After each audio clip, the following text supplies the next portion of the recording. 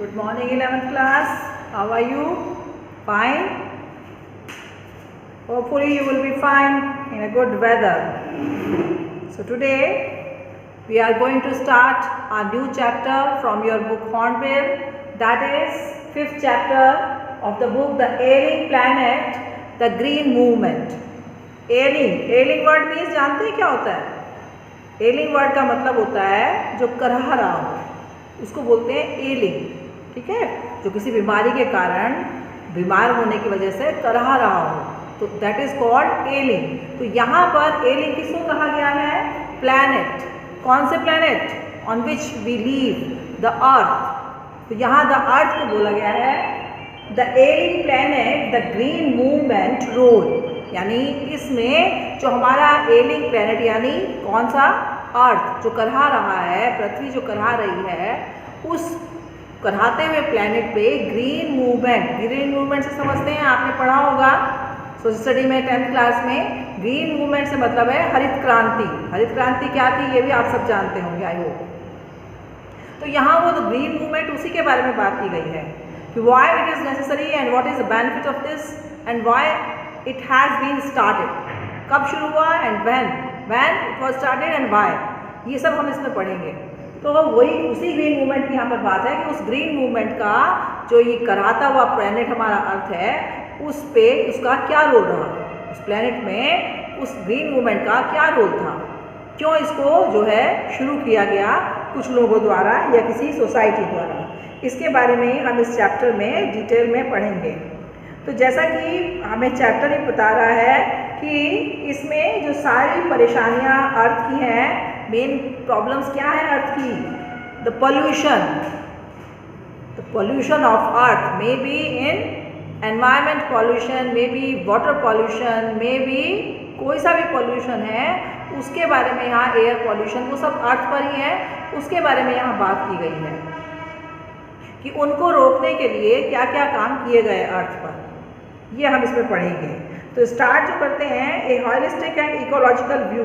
हॉलिस्टिकल और ecological view से यहाँ पर क्या मतलब है समझते हैं आप?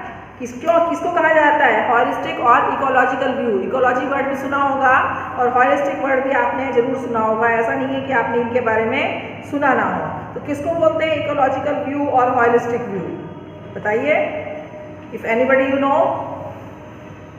साइंस में भी पढ़ा होगा ये वर्ड आपने जरूर, ऐसा नहीं है कि ना पढ़ा हो इसमें। तो किसके बारे में यहाँ पर बताया गया है? जो इकोलॉजिकल व्यू है उससे क्या मतलब है यहाँ पे, और हॉलिस्टिकल से क्या मतलब है? इकोलॉजिकल से मतलब जो यहाँ पर बताया गया है, वो इकोलॉजिकल का मतलब क्या है कि वो सब चीज़ें जो पर्यावरण से जुड़ी हुई हैं, ठीक, उसको, तो उसके बारे में जो है क्या करना, उसको ट्रीट करना, एक जो है ट्रीटमेंट करना। किसका? जो यहाँ पर सारी जो इसके ऊपर हमारे अफेक्ट पड़े हैं और नेचर के ऊपर, उन सब के संपूर्ण, हॉलिस्टिक होता है संपूर्ण, कि उसके बारे में जो पर्यावरण विज्ञान क्या कहता है उसको बोलेंगे हम इकोलॉजिकल व्यू। ठीक, हॉलिस्टिकल एंड इकोलॉजिकल व्यू, ठीक है, इससे हमारा मतलब है। और परसेप्शन का मतलब होता है कि किसी चीज़ को समझना, टू अंडरस्टैंड इट। तो द फॉलोइंग आर्टिकल, अब ये आर्टिकल जो आपके लेसन में है ये एक्चुअली लिया कहाँ से गया है?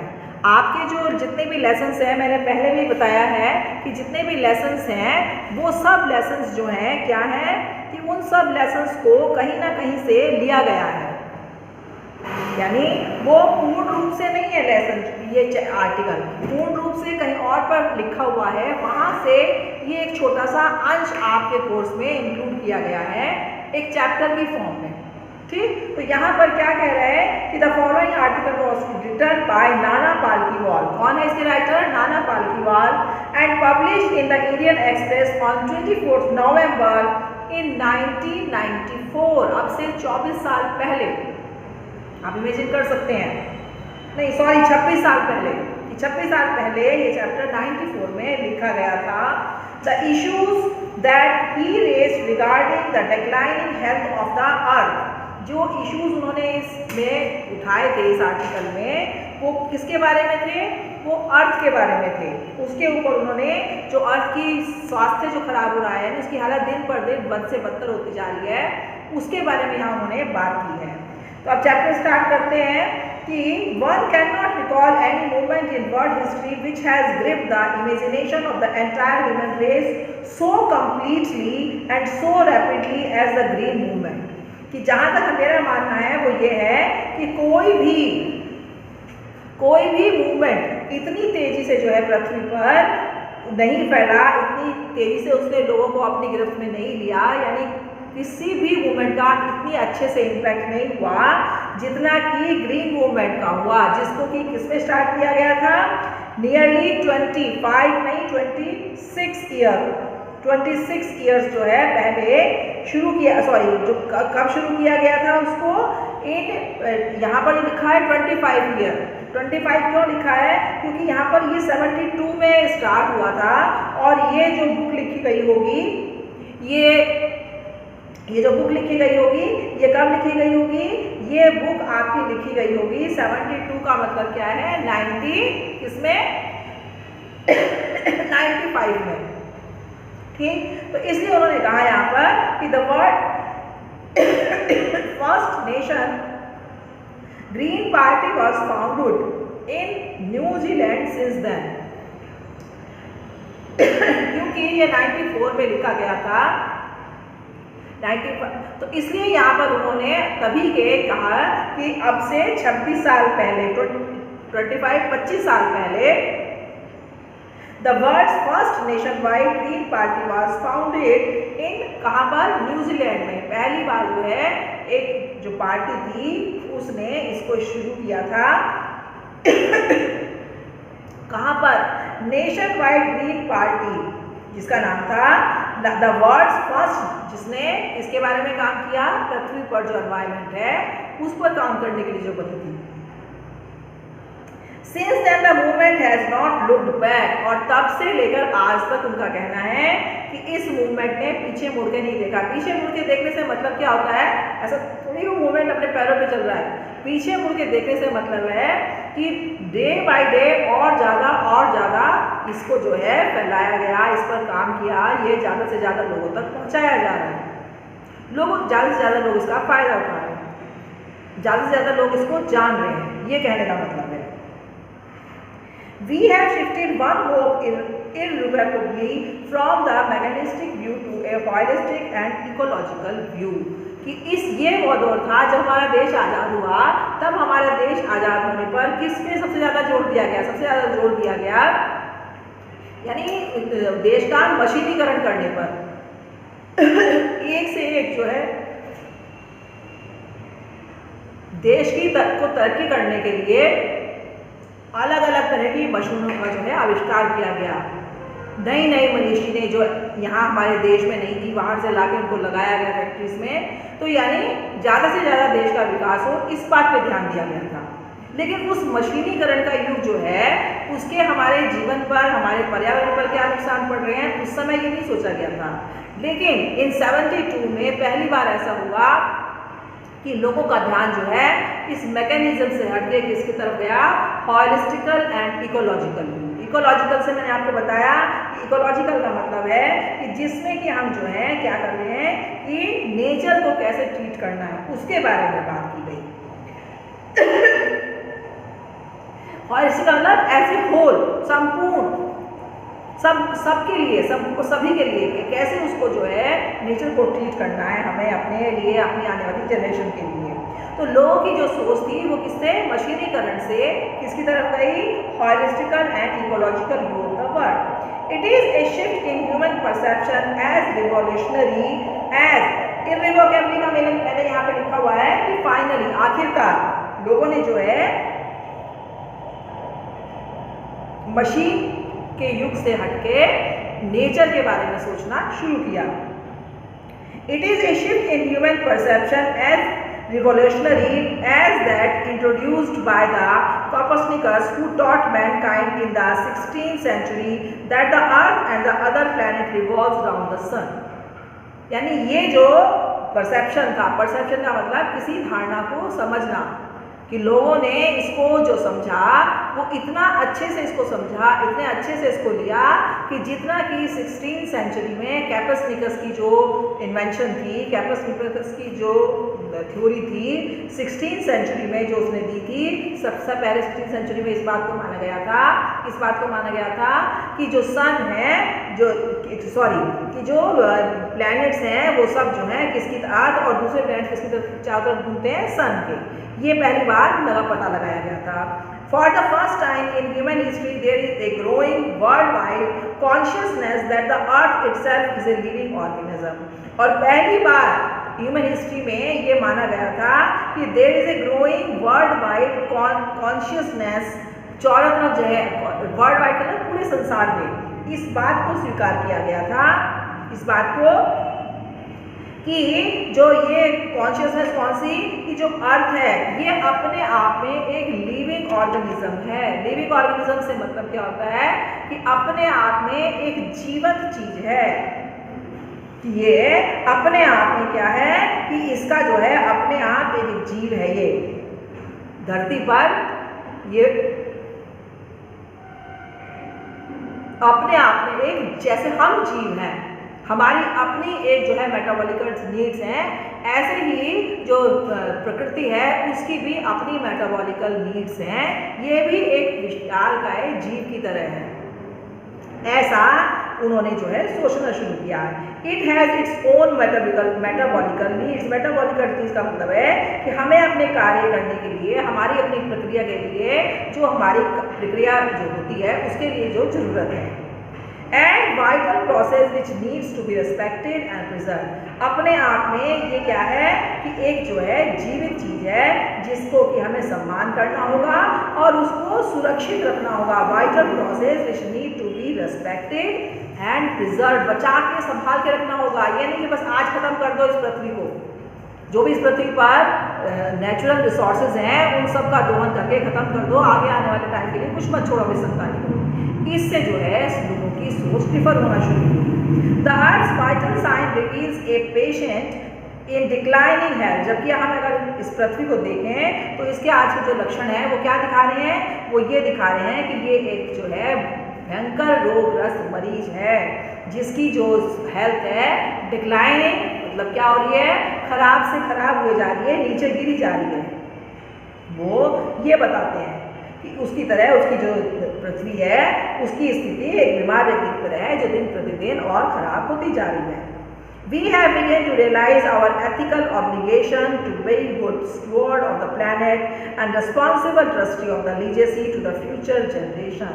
और इसी ग्रीन मूवमेंट का नतीजा था कि मनुष्य ने, मानव जाति ने क्या सोचना शुरू किया, मानव जाति ने ये सोचना शुरू किया कि we have begun to realise, हमने ये महसूस किया कि क्या, कि इस पर जो है ये जो पृथ्वी है कि इसमें हमें क्या करना है, एक अच्छा क्या बनना है, ए रेस्पॉन्सिबल ट्रस्टी बनना है, एक प्रबंधक बनना है ऑफ लीगेसी, जिसकी की जिम्मेदारी है किसको संभाल के, किसके लिए संभाल के रखने की, आने वाली पीढ़ियों के लिए जिसे संभाल के रखा जाना चाहिए।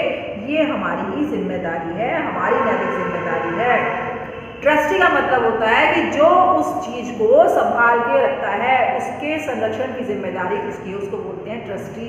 जैसे आपने देखा ना कि ये स्कूल के ट्रस्टी हैं, तो स्कूल में वो पढ़ाते नहीं हैं, वो स्कूल के मालिक नहीं हैं, वो स्कूल में किसी पद पे नहीं है, वो क्या है, स्कूल के ट्रस्टी हैं। यानी स्कूल को जैसा ये है ऐसा ही बनाए रखने की जिम्मेदारी है उनकी, उनको ट्रस्टीज बोलते हैं। ठीक। The concept of sustainable development was popularized in 1987 by the World Commission on Environment and Development।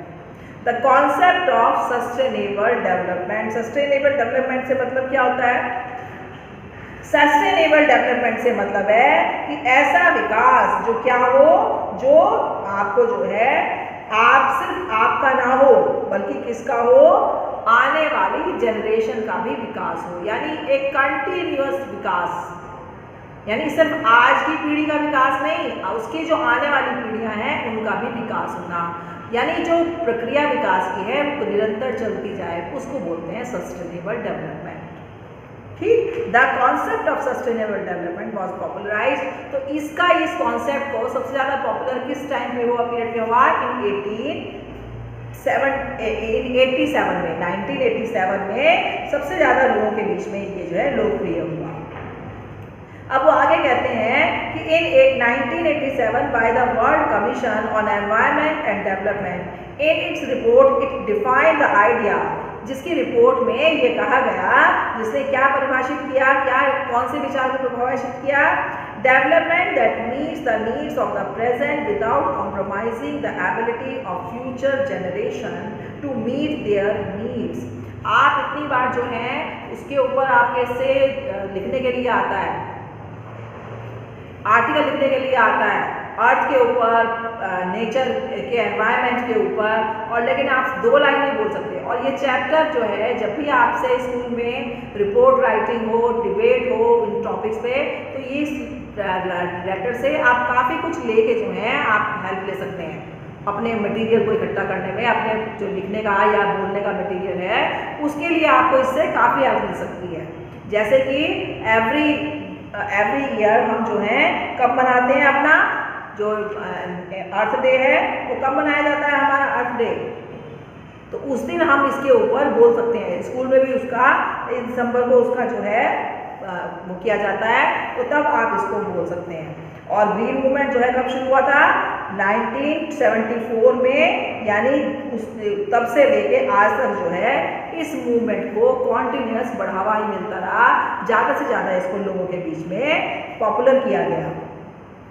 तो अब यहाँ पे उन्होंने जो इस रिपोर्ट में क्या लिखा कि ऐसा डेवलपमेंट करना है कि जो meets the needs of present, जो आज की हमारी ज़रूरतें हैं उनको भी पूरा करे, लेकिन without compromising the ability of future generation, लेकिन हमारी ज़रूरतों को तो पूरा करे, लेकिन आने वाली जो जनरेशन है, संतानें हैं, उनकी ज़रूरतें इससे प्रभावित ना हो। ये ना हो कि उनके लिए बचे ही नहीं, जैसे हम आज इसको यूज़ करने के लिए है, हमारे पास अवेलेबल है, ऐसे ही आने वाले टाइम में आने वाली जो जनरेशन्स हैं उनके पास भी ये संसाधन इसी तरह बचे रहने चाहिए। उसको बोलेंगे without compromising the ability of future generation to meet their needs, से मतलब अपनी ज़रूरतें पूरे करने के लिए उन्हें मुश्किलों का सामना ना करना पड़े।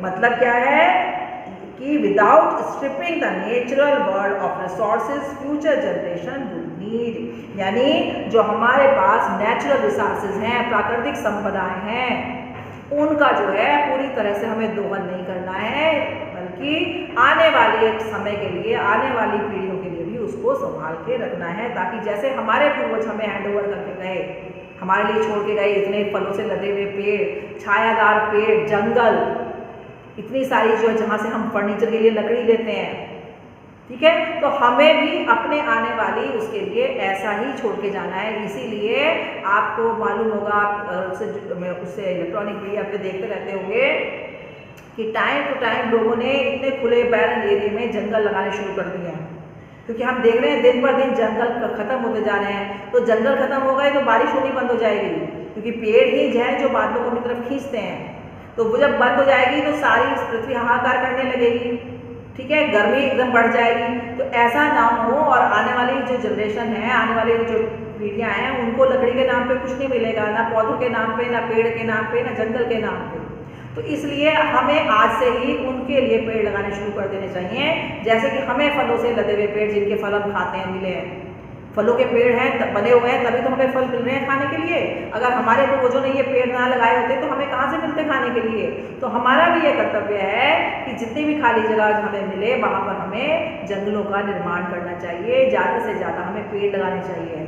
इसलिए बहुत सारे जो बीज जो हम फल खाते हैं उनको डस्टबिन में ना फेंक के सुखा के रख लें, और आप कहीं भी जा रहे हैं तो सड़क के किनारे कहीं भी दूर तक फेंक दें, खासकर बरसात के मौसम में, क्योंकि बरसात के मौसम में नमी रहती है पृथ्वी में, और जो भी हम बीज डालते हैं वो इजीली अंकुरित हो जाता है। जब अंकुरित हो जाएगा और बारिश रोज दूसरे तीसरे दिन होती रहती है, तो जो नमी उसको चाहिए, जो पानी चाहिए, वो उसको नेचुरल रूप से मिलता रहेगा और उसको जर्मिनेट होने में हेल्प मिलेगी, और एक दिन वो धीरे धीरे एक पौधा से फिर पेड़ बन जाएगा।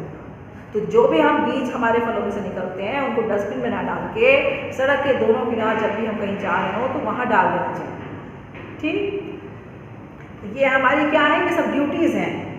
अब वो कह रहे हैं without stripping the natural world of resources future generation की, आने वाली जनरेशन को जितनी भविष्य में आने वाले टाइम में जो बच्चे हैं जितनी उनकी ज़रूरतें होंगी उसको हमें प्रभावित नहीं करना है, इस तरह से दोहन नहीं करना है। In the zoo at Lusaka Zambia there is a case where the notice reads, कि वह आगे बता रहा है कि कहाँ जाम्बिया में लुआस्का में एक क्या है, एक चिड़ियाघर है जहाँ पर कि क्या है, एक नोटिस पे लिखा हुआ है, एक वहाँ पर एक नोटिस लगा हुआ है केज के बाहर, the world's most dangerous animal. अब जब जिसके आगे ये लगा हुआ कि संसार का सबसे खतरनाक पशु यानी यहाँ पर देखने को मिलेगा, तो हर व्यक्ति वहाँ अंदर जाकर उसे देखना चाहता है। अब ऐसे ही जब वो उसके अंदर जाते हैं, इनसाइड द केज, वहाँ पर एक क्या है, पिंजरा है, लेकिन उसमें कोई एनिमल नहीं है, बल्कि क्या है, एक मिरर, एक शीशा लगा हुआ है, ग्लास नहीं, मिरर लगा हुआ है, मिरर जिसमें हमें अपनी प्रतिछाया दिखाई देती है। Where you see yourself, और जहाँ पर आप अपने आप को देखते हैं, यानी कहने का मतलब ये है कि उनका ये कहना है कि संसार का सबसे खतरनाक पशु कौन है, वो मानव है, जो हर चीज़ का जो है मार के खा जाता है या उसे अपने यूज़ के लिए वहाँ से निकाल लेता है, चाहे वो पेड़ हो, चाहे पौधे हो, कुछ भी हो, सब चीज़ हम जो है ख़त्म किए जा रहे हैं, खर्च किए जा रहे हैं। Thanks to the efforts of a number of agencies in different countries, a new awareness has now dawned upon the most dangerous animal in the world. कि हमें थैंक्स कहना चाहिए ऐसी बहुत सारी एजेंसीज का जिन्होंने हमारा ध्यान इसकी तरफ दिलाया कि जो इस डेंजरस एनिमल को जो है कॉन्शियस कर रहे हैं, रियलाइज करवाया कि the wisdom of shifting from a system based on domination to one based on partnership. और व्यक्ति ने क्या महसूस कर लिया, इस बात को अनुभव कर लिया था कि हमारा जो डूमेन किसको बोलते हैं, एकाधिकार जो है उसको बोलते हैं डूमेन, कि has realise the wisdom shift from a system based on domination, जिसे हम डोमिनेशन बोलते हैं। डोमिनेशन जानते हैं ना कि बहुत डोमिनेटिंग नेचर है उनकी, यानी अपना ही जो है अधिकार जमाना हर एक के ऊपर, उसको बोलते हैं डोमिनेट करना, दूसरे को मौका ना देना बोलने का और फलने का, अपने आप ही उसके ऊपर जो है हावी होकर रहना, उसको बोलते हैं डोमिनेशन। तो इसलिए यहाँ पर उन्होंने इस बात को ऐसे कहा कि हमें जो है यहाँ पर उन्होंने हमारा ध्यान बढ़ाया कि हम ये महसूस करने लगे कि जो हमारा ये डोमिनेशन की प्रणाली है, जब प्रोसेस है क्या, हर एक चीज़ के ऊपर हम अपना अधिकार समझते हैं कि मैं जैसे चाहूँगा वैसे यूज़ करूँगा, ये मेरा अधिकार है, यानी डोमिनेट करके रहना, कि इसकी तरफ से हमारे जो है हमने कौन सी बुद्धिमानी दिखानी शुरू करी कि नहीं, ये सब कुछ हमारा नहीं है, ये सब कुछ सबका है, सबके साथ हमें इसको क्या करना है, शेयर करना है। यानी जितना अधिकार मेरा इस पर है उतना ही आने वाली पीढ़ियों का भी है, उन बच्चों का भी है जिन्होंने अभी जन्म नहीं लिया, उन्हें भी ऐसे ही लहलहाते हुए जंगल, पेड़, खेत मिलने चाहिए जैसे हमें मिले थे। तो वो कैसे मिलेंगे, जब हम उसके लिए कुछ प्रयास करेंगे। अगर हम सिर्फ जो है पुराने हमारे पूर्वजों के लगाए हुए हैं उनका फ़ायदा उठाते जाएंगे और छोड़ के कुछ नहीं जाएंगे उनके लिए, तो कैसे उनको फ़ायदा मिलेगा। और एक टाइम ऐसा आएगा ये कि पृथ्वी रहने लायक नहीं रहेगी। इसीलिए चारों तरफ ये इतने प्रयास होते रहते हैं, ये टाइम टू टाइम आपको अवेयर किया जाता है कि पॉल्यूशन को घटाइए, प्लास्टिक मत फेंकिए, प्लास्टिक को उसमें थ्रो मत कीजिए, जहाँ रिसाइकल हो जाती है रद्दी वाले उसको दीजिए, जो भी प्लास्टिक की बॉटल्स हैं, जो सब्जियां हैं, जो के छिलक हैं, फलों के छिलक हैं, उनसे घर में आप मिट्टी में डाल के खाद बनाइए। जो रिसाइकल वाली चीज़ें हैं वो उनको रद्दी वाले आते हैं उनको बेच दीजिए, चाहे वो प्लास्टिक है, चाहे वो पीतल का है, चाहे लकड़ी, चाहे किसका है, लोहे का है, कोई भी चीज़ है, एल्युमिनियम की, तांबे की, वो सब हमें उन्हें दे देनी चाहिए, ना कि डस्टबिन में डाल के सड़कों पर जो है मिट्टी के ऊपर जो कूड़ा डालते हैं उसमें नहीं फेंकना चाहिए। उससे क्या होता है, क्योंकि प्लास्टिक वो तो धीरे धीरे क्या चला जाएगा, जो डिग्रेडेबल चीज़ें होती हैं, यानी कौन सी, फलों और सब्जियों के छिलके, है ना, वो सब तो क्या होते हैं मिट्टी में मिलने के बाद मिट्टी बन जाएंगे, लेकिन जो प्लास्टिक, कांच वगैरह ये नहीं बनता है। तो इसलिए ये हमें उससे अलग रखना चाहिए और इसको जो रद्दी लेने वाले आते हैं उनको दे देना चाहिए। तो उससे क्या होगा, हम एक तरह से अपने पर्यावरण को बचाने का काम कर रहे हैं। ये आप सब प्रयास करेंगे तब होगा, हम तो सिर्फ आपको बता रहे हैं कि कैसे करना है, क्योंकि अब हमारी उम्र नहीं है ये करने की, ये आपके लिए है कि आपको कैसे अपने इस पृथ्वी को रहने लायक बनाए रखना है अपने और अपने आने वाली पीढ़ियों के लिए। ये मत सोचिए कि मेरे को क्या मतलब, मैं तो चले जाऊंगी इस दुनिया से। नहीं, अगर हमारे पूर्वज ने सोचा कि हम क्यों पेड़ लगाएं, हमें क्या मतलब, जो आएंगे अपने आप लगाएंगे, ऐसा नहीं होता। आप जो पेड़ लगाएंगे उसके फल आप नहीं खा सकते। ऐसे ही हमारे जो पूर्वजों ने पेड़ लगाए थे, उनके फल उन्होंने खुद नहीं खाए, वो हमारे काम आए। क्योंकि कोई भी पेड़ ऐसा नहीं है कि 1-2 साल में फल देने लगता है, उसका टाइम लगता है। तो जैसे ही जो पेड़ हम लगाएंगे वो आने वाली हमारी पीढ़ियों के आने के टाइम तक वो बड़े होंगे, और तब जब वो लोग जन्म लेंगे तब वो फल देना शुरू करेंगे। तो इसलिए आज से ही हमें डिफरेंट फ्रूट्स के, सब्जियों के, फलों के प्लांट्स लगाने चाहिए इस पृथ्वी को पॉल्यूशन से बचाने के लिए, इस पृथ्वी को हमेशा ऐसा ही बनाए रखने के लिए।